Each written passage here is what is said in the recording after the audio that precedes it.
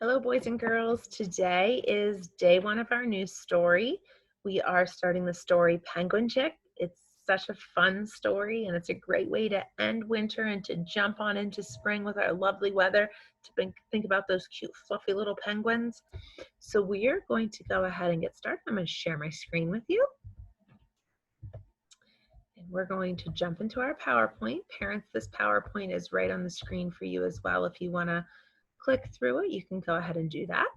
Our story name is Penguin Chick. Today is day one of the story. Our goals that we want to accomplish are to preview the vocabulary, do a picture walk, predict the story, do a read aloud, a discussion, and some extension activities. And the extension activities are really fun. So we're going to hop right to it. If you want to go ahead and open up your books to page 206, 207, you will see the vocabulary. We're going to do it just like we did last week. I say, you say, and then we'll jump right into it. So here we go.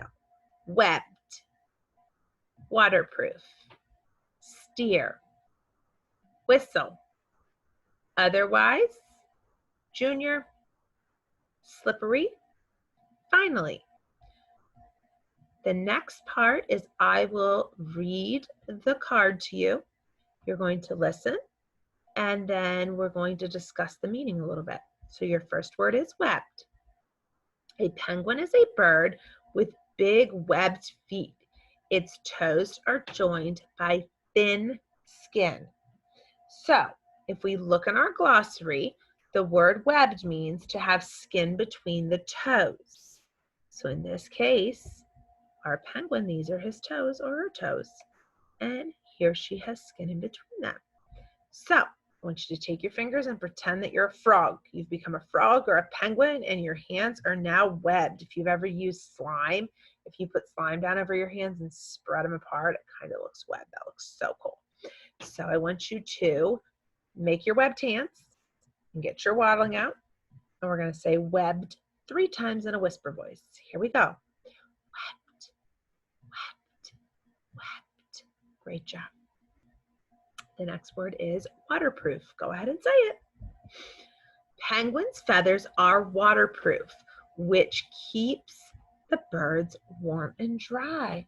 So waterproof means something that doesn't allow water through. So if you think, I think of fishermen right now because it's fishing season. And if you have your hip boots on and you pull them up, hip boots are waterproof. The water does not get in. I also think of an umbrella. Unless your umbrella has holes in it, it should be waterproof. So let's put our umbrellas up. And in a high-pitched voice, we're going to say waterproof 3 times. Here we go. Waterproof, waterproof, waterproof. Excellent. Right up here is your next word. It's steer. Webbed feet help penguins steer through the cold water. So steer means to control the direction in which something is going. So you could also think of somebody driving a car. There's a steering wheel, the wheel that your mom or dad hold on to when they're driving, that guides their car along the road correctly. So a penguin uses that. A penguin uses his webbed feet to steer through the sea or the ocean. So get your steering wheels out, race drivers, and we are going to say steer 3 times like we're turning corners. Here we go. Steer, steer, steer. Excellent job. Number 4 is whistle. You say it. Whistle, the sentence reads, it is very cold in Antarctica. The wind makes a high, sharp sound like a whistle. So in this case, a whistle is a high musical sound. It could be that of the wind. It could be that of your mouth. If you know how to whistle, whistle now. Good job. Hopefully you're better than Mrs. Vasquez. So we're going to use our highest voice and say the word whistle 3 times. Here we go. Very good. Your next word is otherwise. The penguin father keeps his egg warm. Otherwise, the egg might get too cold. Otherwise means if things were different. So if he doesn't keep that egg warm, That's not going to be great. Things would be very different for that penguin chick. So it's super important that he, the dad, keeps that egg warm. So otherwise, we're going to think happy otherwise right now because the daddy's keeping the penguin chick warm. Otherwise, the penguin chick could survive. So let's say otherwise in a happy voice 3 times. Otherwise, otherwise, otherwise. Great job. Number 6 is junior. At 5 months, a junior penguin is still younger than an adult. So junior in this case means younger than or having a lower rank.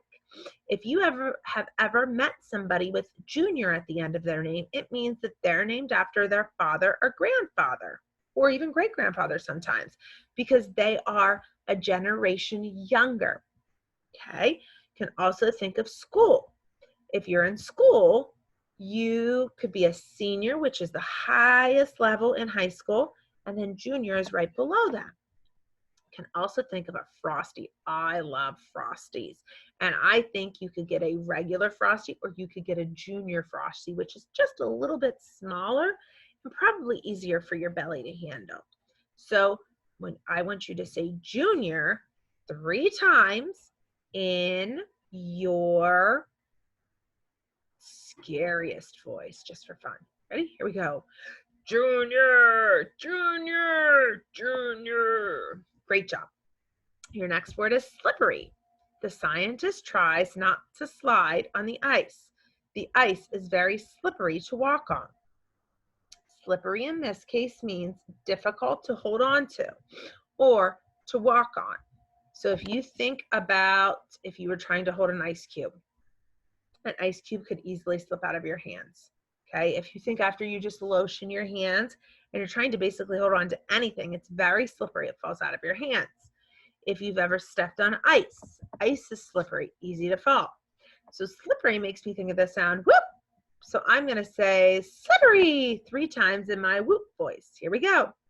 Slippery, slippery, slippery. Awesome job. And last but not least, our last word this week is finally. These penguin chicks finally grew up and became adult penguins. So finally means after a long time. And if you think when we write in our stories, boys and girls, we use the word finally at the very end of our story to wrap everything up. So I want you to use your deepest voice and say finally 3 times. Finally, finally, finally. Excellent job. At this point, if your parents have this printed out, they could go ahead and ask you these questions. These are questions on the vocabulary words that we have this week and making connections in the past to stories that words that we've used in the past. I will read each question slowly for you in case you're doing this lesson on your own. But please try to answer it with an adult or use some think time. So pause me after each question so you have some think time. Question 1. What can happen if you walk on a slippery floor? Question 2. What things would you bring if you were going on a long journey in a car? Explain why. Question 3. Name 2 things that are waterproof. Question 4. What do you call the offspring of a person? Think about that. We've talked about that in science class. Question 5. Some people don't drive. How do they get around otherwise? The next question. What do people use to steer a car? We talked about this. What kinds of animals have webbed feet? Besides penguins, we have already talked about penguins. Think of some other animals. What are some of the differences between baby animals and junior animals? When might you give a whistle to get someone's attention? Tell about a time when you finally got to do something after waiting a long time. And the last question, what might a dedicated friend do to help you if you got hurt while playing outside? Great job, boys and girls. Okay, at this point, I need you to open up your books to our story, Penguin Chick. And then we are going to do a picture walk. So you can pause me again if you want and look through the story. Use the vocabulary words, use the captions, look at those pictures, and try to make a prediction of what you think this story is about. So once again, if I look at my screen, it says a prediction is making a guess about what will happen. Tell me why you made that prediction. So not only your prediction, but why you feel that way. So you'll say, I predict Penguin Chick will be about because, and then tell me why you have that. Go ahead and pause me and do that now. Okay, boys and girls, great job. I'm going to stop sharing that screen and I'm going to share my next screen with you, and we are going to listen to the story, Penguin Chick. So please follow along. Genre. Narrative nonfiction tells a true story about a topic. As you read, look for a setting that is real, events in time order, facts and information. Meet the author. Betty Tatum. I only write about subjects I love, or those I want to learn more about, says Betty Tatum. Penguins are her favorite animal, so she wrote Penguin Chick. After seeing playful otters at the Monterey Bay Aquarium in California, she wrote Baby Sea Otter. A trip to China and the opportunity to hold a 5-month-old panda cub led Ms. Tatum to create a book about these rare animals. Penguin Chick by Betty Tatum. Essential question: how do animals care for their young?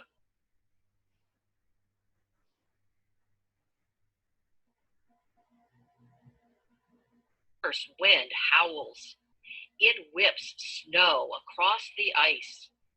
Here, a female emperor penguin has just laid an egg.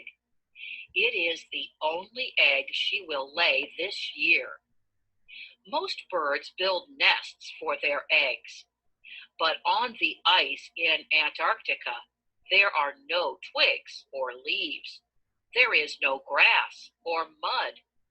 Nothing to build a nest with. Nothing but snow and ice.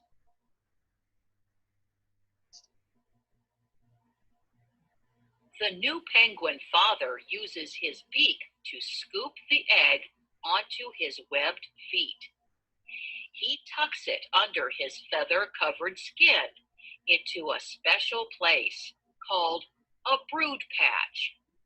The egg will be as snug and warm there as if it were in a sleeping bag. One of the penguin parents must stay with the egg to keep it warm. But where penguins lay their eggs, there is no food for them to eat. The penguin father is bigger and fatter than the mother. He can live longer without food. So the father penguin stays with the egg, while the mother travels to the sea to find food. The two parents sing together before the mother penguin leaves. Analyze the text. Cause and effect. Why does the mother penguin have to leave?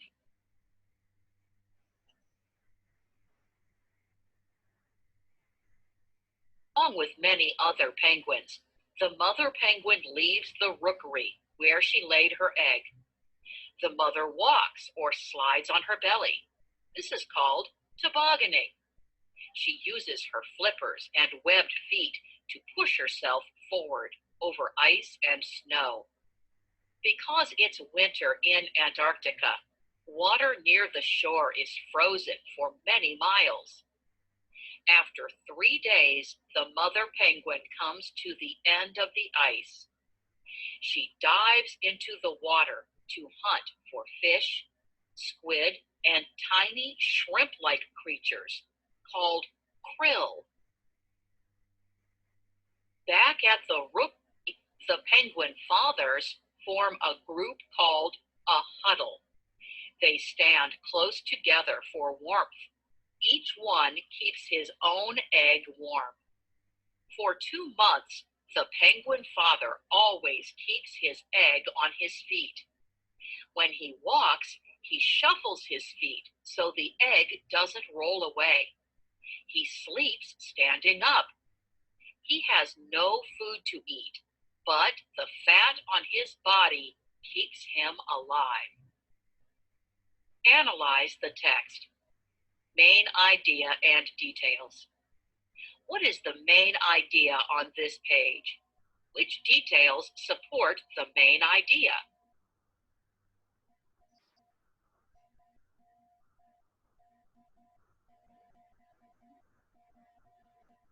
Finally, he feels the chick move inside the egg. The chick pecks and pecks and pecks. In about 3 days, the egg cracks open. The chick is wet, but soon his soft feathers, called down, dry and become fluffy and gray. The father still keeps the chick warm in the brood patch. Sometimes the chick pokes his head out, but while he's so little, he must stay covered, and he must stay on his father's feet. Otherwise, the cold would kill him. The father talks to the chick in his trumpet voice. The chick answers with a whistle. The father's trumpet call echoes across the ice. The penguin mother is on her way back to the rookery, but she can't hear him. She's still too far away. If the mother doesn't come back soon with food, the chick will die. 2 days pass before the mother can hear the father penguin's call.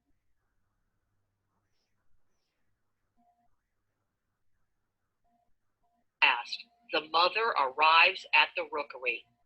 She cuddles close to her chick and trumpets to him. He whistles back. With her beak, she brushes his soft gray down. The mother swallowed many fish before she left the ocean. She brings some of this food back up from her stomach and feeds her chick. She has enough food to keep him fed for weeks. He stays on her feet and snuggles into her brood patch. The father is very hungry, so he travels to open water. There, he dives to hunt for food. Weeks later, the father returns with more food for the chick. Each day, the parents preen or brush the chick's downy coat with their beaks. This keeps the down fluffy and keeps the chick warm.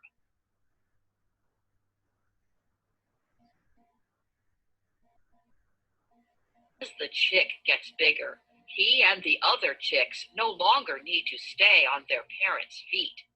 Instead, they stay together to keep warm.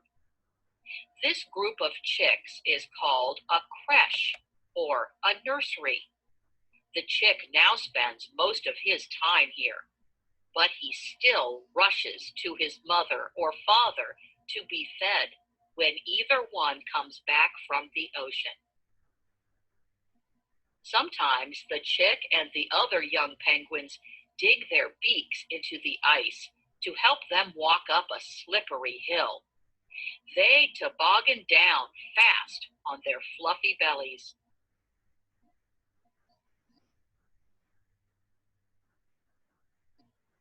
The chick grows and grows. After 5 months, he has grown into a junior penguin. He is old enough to travel to the ocean. Now he has a waterproof coat of feathers instead of fluffy down. He can swim in the icy cold ocean because his feathers keep him dry and warm. The young penguin spends most of his time in the water.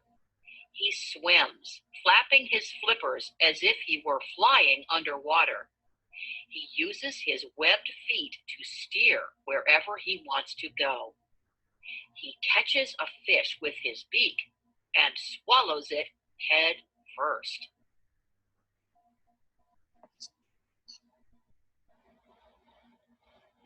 Now the young penguin can catch his own food and take care of himself. In about 5 years, he'll find a mate. Then he'll take care of his own egg until the chick can hatch. Okay, boys and girls, I hope that you enjoyed that story as much as I did. I just love Penguin Chick.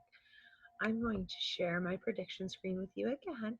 If you can go back and think in your brains, what was my prediction? Or if you wrote your prediction down, that's awesome. So you need to answer one of two ways. First way, my prediction was right because, and then use text evidence to support why your prediction was correct. Or I'm changing my prediction because, and it's perfectly fine to change your prediction. Share that with an adult, please. The next activity we're going to do is answering some comprehension questions. And you can use your story for this. So if you look back on page 213, I want you to think, why is keeping the eggs snug and warm important? Go ahead, look on page 213. The answer that we found was because it is snowy, cold, and icy in Antarctica, there is no way for the adult penguins to build a nest to keep their babies warm. If you think about it, if you look outside right now in a tree, you'll see lots of birds building nests to keep their eggs protected. And then they can sit on those eggs to keep them warm. That's not the case in Antarctica. So they need to have a different way to do things. Your next question, how is the father penguin different than the mother? Go ahead and look back in the story. You could even use the pictures for this one. The penguin father is bigger than the mother. 1, 2, he can live a lot longer without food. Your next question is going to be on page 216. What makes tobogganing a good way to travel across the snow? Think about it. If you were a penguin, you would love to toboggan, I bet. If I'm going too fast, boys and girls, you can pause me and look back in your story for the answers. It is a faster way of moving across the snow than walking would be. If you think about it, penguins don't walk very fast, they waddle. It takes them a while to get places. So if they can slide on their slippery bellies and just toboggan on down that snow, they'll get to their food and the places they need to go a whole lot faster.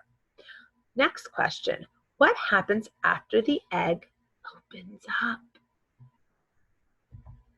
The chick stays warm in the father's brood patch, and there's a picture of that in your book. Why do penguin parents preen a chick's coat? If you're not sure what preening is, look back in the story. They do this to keep the down fluffy so the chick stays warm. And your final question for today, boys and girls, what would happen to the junior penguin in 5 years? This is at the end of the story. You can find this answer. He will be grown up into an adult penguin, and he will get to find a mate of his own and care for his own penguinship. What a great story. So if we think back to our essential question, boys and girls, is how do animals care for their young? You just answered a ton of ways a penguin cares for his young, or even ways the mother cares for the young. Great job. Boys and girls, if you have a little bit of extra time now, you can go ahead and do one of these or both activities. They're really fun. The first one is a scavenger hunt with your vocabulary cards, and it's written right there how to do it, and it's also on our live site. And the next activity, oh, we love to do this one with you when you're at school, is to watch the March of the Penguins. Parents, it's about an hour and a half long, and we do have the documentary on the Life site, a link you can go right to, and it is a free resource on that site. If you have any trouble, you can go ahead and contact your child's teacher, and they will certainly be glad to help you get to that site. Once again, those are just additional resources. Okay, boys and girls, I hope that you enjoyed today's lesson on the penguin chick, and I'll see you back here again tomorrow. Have a very, very great night.